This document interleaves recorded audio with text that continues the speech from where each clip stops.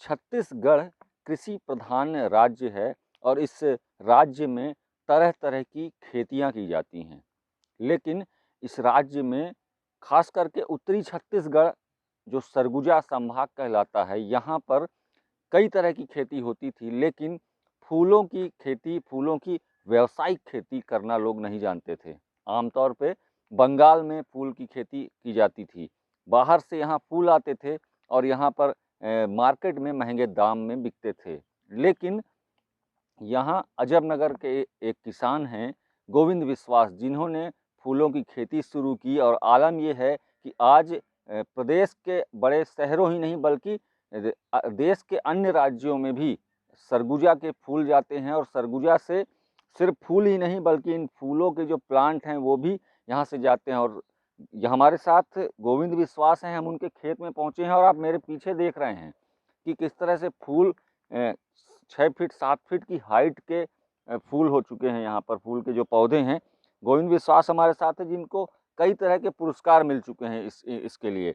गोविंद जी, ये बताइए ये सफ़र कैसे शुरू हुआ? सर मैंने कलकत्ता गए थे, मेरा ससुराल कलकत्ता है।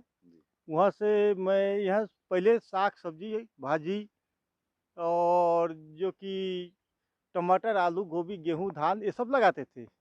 तो उस ज़माना में सर इसको कुछ फ़ायदा नहीं मिलता हमका, कुल नुकसान ही नुकसान जाता। गोभी बेचते 4 आना किलो 8 आना किलो, आलू 8 आना किलो, ज़माने की बात है समझ लीजिए। तो ससुराल तब गए तो उधर जाके देखा हूँ कि उन लोग बहुत फूल लगाते हैं। तो फूल लगा तो मैं कहे कि मैं भी कुछ ट्रायल करके देखूँ, मेरे में मन चाहता है, इन लोग फूल में कमा सकते हैं तो मैं क्यों नहीं कर सकते कहाँ हैं? है ससुराल आपकी, कहाँ है? कलकत्ता में। अच्छा, कलकत्ता में जी। ससुराल। फिर क्या हुआ? फिर वहाँ से मैं 1000 पौधा लाए, तो हमको जानकारी नहीं था। 1000 पौधा लाए और लाते-लाते घर आ गए, लेकिन पूरा पौधा सड़ गया। उसमें अच्छा। से लाने का तरीका नहीं जानते थे। उसमें से हमको 136 पौधा बचा, 136-40 पौधा बचा। और वो 136-40 पौधा से हमको उन साल में 36,000 रुपया कमाई हुआ।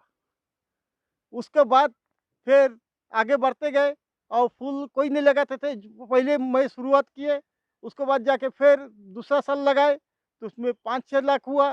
तीसरा साल लगाए, 7-8 लाख रुपया हुआ। ऐसे करते-करते अब लाखों में हम 10 लाख, 7 लाख, 8 लाख ऐसे मिल ही जा रहा है साल भर में। कितने साल हो गए आपको ये फूलों की खेती करते हुए? ये 15-16 साल से ऊपर हो रहा है। 15-16 साल। जी। आपको बहुत सारे पुरस्कार भी मिले हैं। कौन-कौन किसके-किसके हाथों सम्मानित हुए और कहाँ-कहाँ कौन? सर हमको राज्यपाल द्वारा मिला है, तुम्हारा मुख्यमंत्री द्वारा मिला है, कृषि मंत्री द्वारा मिला है, कैबिनेट राधा मोहन सिंह कृषि मंत्री उनके द्वारा पटना में उसको साथ में पुरस्कार मिला है। ऐसा हमारे पास 17-18 सर्टिफ़िकेट है सर। अभी हम आ रहे थे तो रास्ते में एक बोर्ड दिखा, कृषि विज्ञान केंद्र रायपुर का वो बोर्ड है और उसमें आपका नाम और पता लिखा है। ये कौन लगाया और इसकी कहानी क्या है? ये ये पुरस्कार सहित रायपुर में हॉर्टिकल्चर में एक गौरव शर्मा है करके साइंटिस्ट, वो फूलों के बारे बहुत जानकार है। ये बोर्ड वो रायपुर से इंदिरा गांधी कृषि विश्वविद्यालय तरफ से दिया गया और उसके तरफ हम लगाए हैं यहाँ पर। गोविंद जी, आमदनी जो है आप बता रहे हैं 7-8 लाख रुपए साल की कर लेते हैं। अभी भी बेरोज़गारी बहुत है आज के समय में।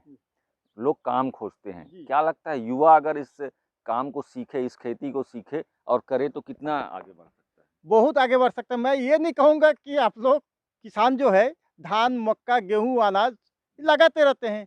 हम धान, मक्का लगाने, मिर्चा, भाटा सब लगाने के लिए मना नहीं करता हूँ। हम यही कहता हूँ, आप धान, मक्का के बगल में गेंदा एवं चेरी, चीना चेरी, ग्लेडियस थोड़ा बहुत 5 डिसमिल, 10 डिसमिल करके अगर लगा के देखें, तो इसमें बहुत फ़ायदा है। इसमें लाखों रुपया कमाई है। ये आप इसके फूल के साथ इसके प्लांट भी बेचते हैं। जी। ये प्लांट कहाँ-कहाँ जाते हैं आपके? और इसके साथ आप जिमी कांदा की भी प्लांट बेचते हैं। जी। ये कैसे तैयार करते हैं और कहाँ-कहाँ जा रहे हैं? ये नर्सरी हम घर में कटिंग करते हैं। अ, कलकत्ता से मादा प्लांट लाते हैं, यहाँ से नर्सरी कटिंग करके हर जगह कोने-कोने में पहुँचाता हूँ। जैसे हॉर्टिकल्चर हुआ, इंदिरा गांधी कृषि भी ये तुम्हारा केवीके हुआ, तुम्हारा रायपुर इंदिरा गांधी कृषि विश्वविद्यालय वहाँ पर भी पहुँचाता हूँ, वहाँ भी हम उससे पौधा लेते हैं। ऐसा ऐसा अभी आप धनतरी बता रहे थे राजस्थान से भी कुछ राजस्थान से, अभी राजस्थान भेजने वाला हूँ सूरन के बीज, अच्छा, सूरन के बीज वो मंगाए हैं। तो यहाँ से कोरियर भाड़ा ज़्यादा है, इसलिए कम मात्रा पर लेगा, नहीं तो वो ज़्यादा मात्रा माँग रहे थे। किराया बहुत अधिक पड़ रहा है और कच्चा चीज़ है, कोई ट्रांसपोर्ट में नहीं लेना चाहता है। ये छत्तीसगढ़ में भी जो गवर्नमेंट जिमी कांदा की खेती कर रही, गजेंद्र वैरायटी लगाई गौठानों में लगाई जा रही हैं, इसके बीज क्या आपसे लेके गए? जी सर, ये 50,000 रुपये हमको हॉर्टिकल्चर से एडवांस दिए थे। अंबिकापुर। जी, और उसके बाद वो हमसे गजेंद्र वैरायटी लेके फिर हर गौठान में बाँट दिए हैं और हम किसान को देते हैं और वो किसान लोग लगा के उनको बताते हैं, तुम लोग आगे बढ़ो।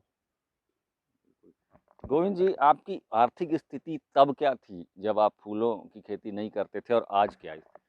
सर तो अब तो मिट्टी का घर था, ये तो पुराना घर है हमारा और साइकिल में चलते थे। आज पक्का का मकान मँगा लिए 9 रूम का और मोटरसाइकिल में चल रहा हूँ। आगे भगवान दे तो बड़ा गाड़ी भी ले लूँगा। बिल्कुल, तो देखिए ये हैं गोविंद विश्वास, जिन्होंने फूलों की खेती ऐसी की, ना सिर्फ फूलों की खेती की बल्कि इस पूरे क्षेत्र में लोगों को सिखाया कि खेती फूलों की भी की जा सकती है। सिर्फ धान या सब्जी लगा कर के ही पैसे नहीं कमाए जा सकते, बल्कि फूलों की खेती के ज़रिए भी काफ़ी आमदनी की जा सकती है। और इन्होंने आज पूरे प्रदेश में इनके यहाँ से फूलों की नर्सरी भेजी जाती है, अन्य प्रदेश के लोग भी इनसे नर्सरी लेकर के जाते हैं। इसके साथ ही जो जिमी कांदा की खेती छत्तीसगढ़ सरकार अपने गौठानों में कर रही है, गजेंद्र वैरायटी वहाँ पर लगाई जाती है जिमी कांदा की। अंबिकापुर के भी गौठान में गजेंद्र वैरायटी का जिमी कांदा लगाया गया और सफलतापूर्वक उसका उत्पादन भी महिला समूहों ने लिया। उस गजेंद्र वैरायटी का जो नर्सरी है वो गोविंद विश्वास से ही लिया गया है, ऐसा वो बता रहे हैं।